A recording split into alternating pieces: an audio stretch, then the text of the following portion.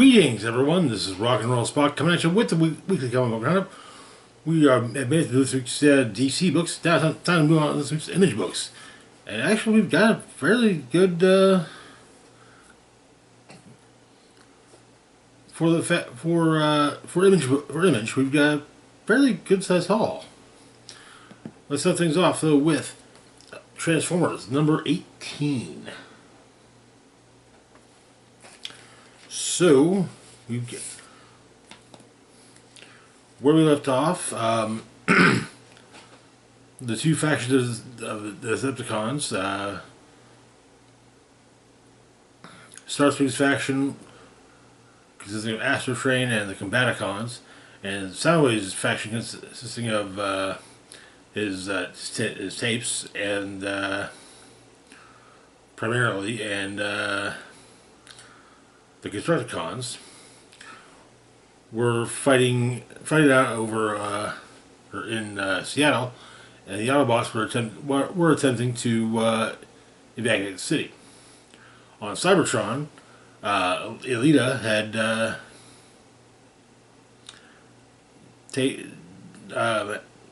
recruited some of the Autobots who had been with Prime on Earth to continue the war against the Decepticons, and among them was Cliffjumper, who basically had the sparks of his clan, who had fallen in combat,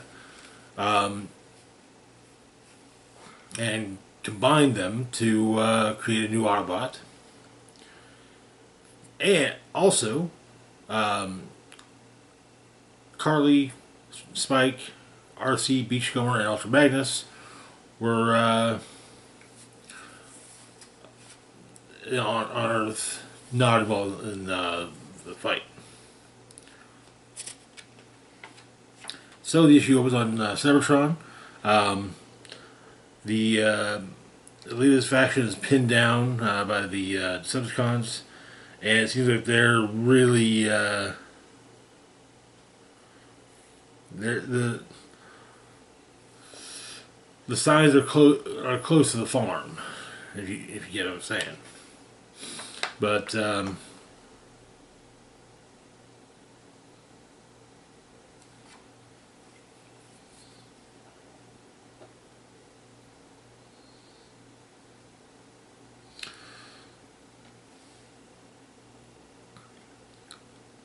Cliffjumper's the new Autobot seemingly attacks the Decepticons and potentially turns the tide, saving Blue Streak in the process. On Earth, San Juan Islands, RC, Ultra Magnus, and Beachcomber are with Carly and Spike, and Ultra Magnus is honestly dealing with some severe PTSD. But they're attacked by soldiers, and Magnus retaliates.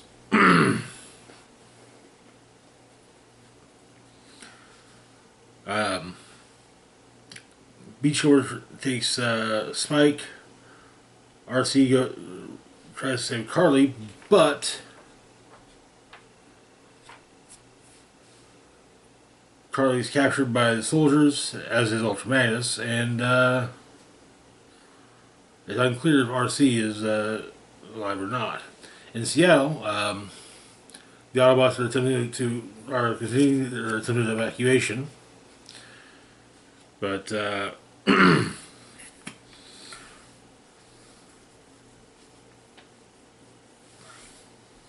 Starscream attacks Devastator, and the injured Rumble then attacks Astro Train.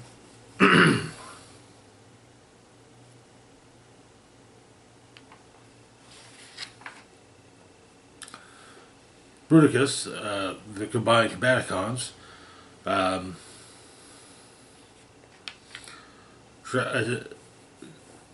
attempts to rescue Starscream, but though the rescue is stopped by Devastator. Devastator states that there can only be one combiner, and it's him.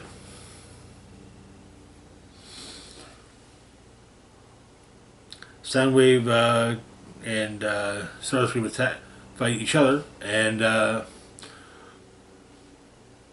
Soundwave calls Starscream pathetic because the fact that he has to rely on the human technology to move. He is still after all merged with his tank, but Starscream makes his attack. However, their fight is interrupted by Megatron.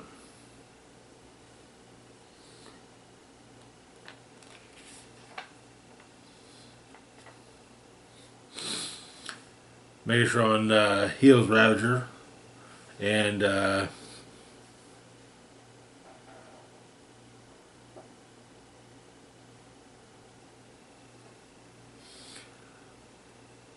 basically tells Ravager what a good soldier he is, and what a loyal servant his father is.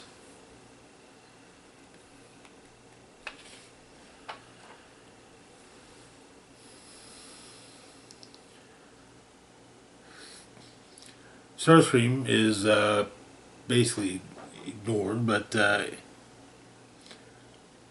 he tells Adversary to get them away, and the Autobots, upon seeing Starscream's Megatron return, retreat, and that is where the issue ends. Oof. Daddy's back. Daddy's back.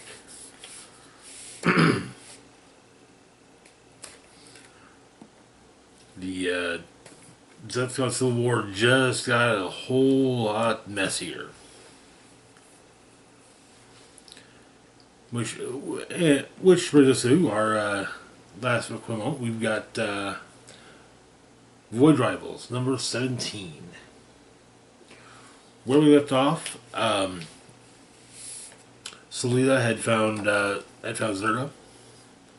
Pythona and her reconnaissance team were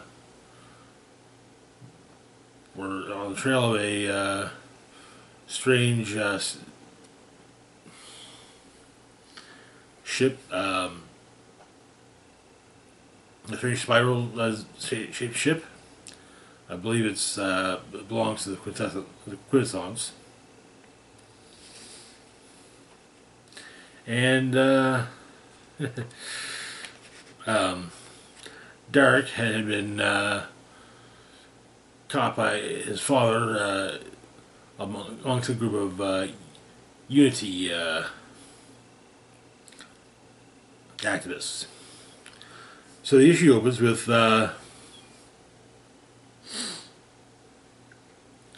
and largely focuses on Selena and Zerna.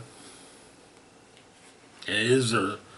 Turns out that so Zerna tells Selena her story, which starts on Cybertron. That presumably millions of years ago. At the time, she was known as Beta,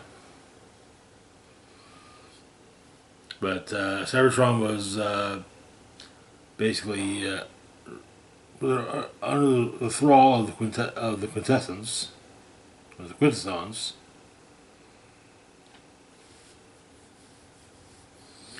and well, they fought against the Cybertronians fought against the Quintessons. But the Criticians then unleashed their most powerful weapon, Goliath. The Criticians' ultimate weapon, their last resort, their greatest creation, and the Cybertronians' end. So,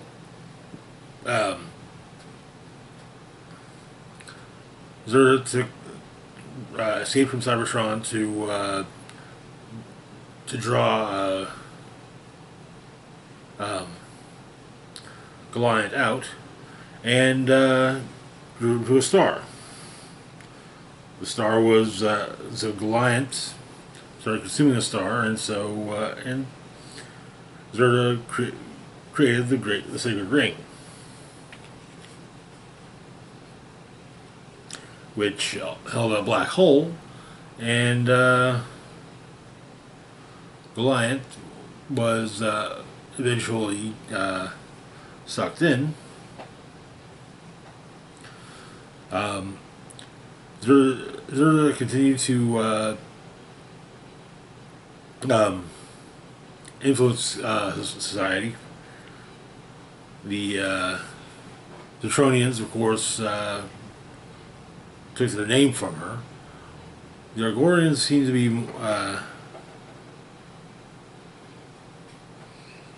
still harboring their portion of the essence of Goliath, though. The Sacred Ring is essentially a sister planet to Cybertron, built with Zerda's influence, with the aid of its own vector intelligence. It drains abundant energy from the black hole and Goliath within, while Cybertron is a husk of what it once was in its golden age.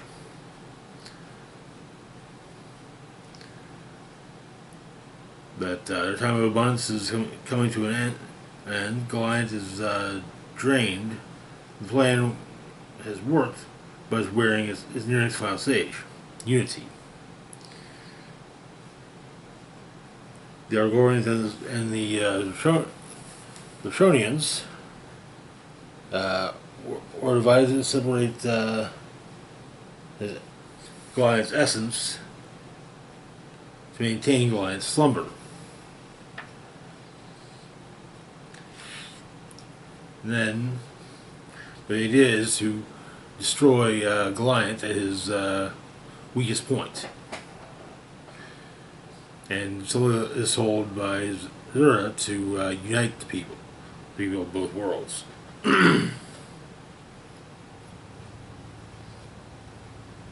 But Scylla says that she doesn't have the power to do so, and Zerda tells her that she will give Scylla the power. And of course we've got the Argorians.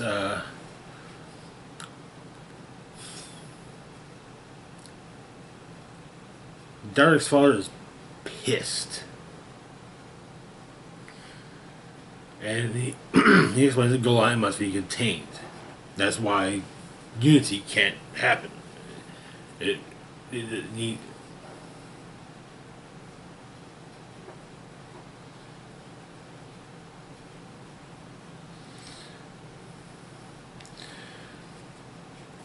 And he seems to think that unity would bring about a massive catastrophe, largely the return of Goliath. But Derek manages to get a safe execution, but also he says, hey, you said you kept this from me. You kept things from me, so maybe don't do that. And so, Derek's father tells him the truth, which he says is the truth that binds them all and is not to be doubted, ever.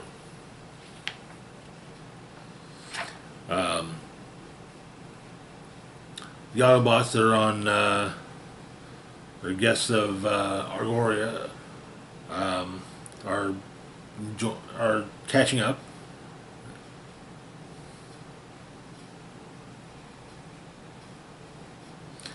And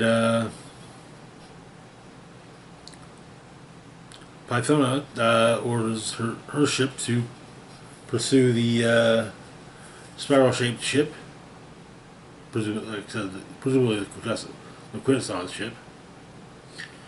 Though the navigators kind of worries that maybe they'll follow it and get lost in space.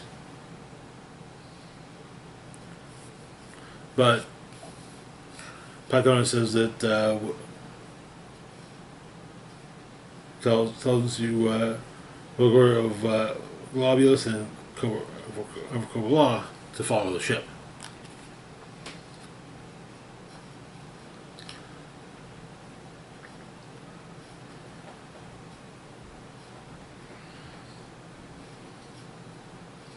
Elsewhere on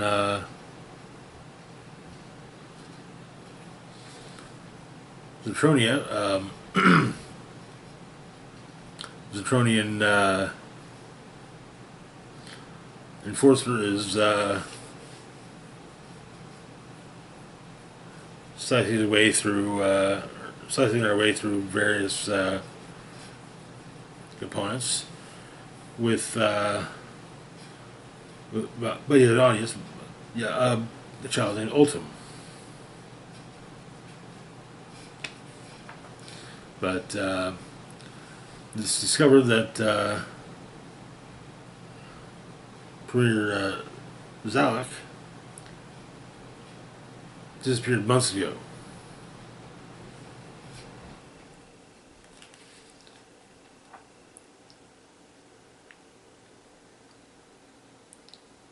And if it said that he survives the Cowards of Rawl, Zalak will emerge for change. A Lord of Zer's light, possibly even the first true chosen, or the true first chosen. And that is where the issue ends. Interesting, and I love that. I love this cover.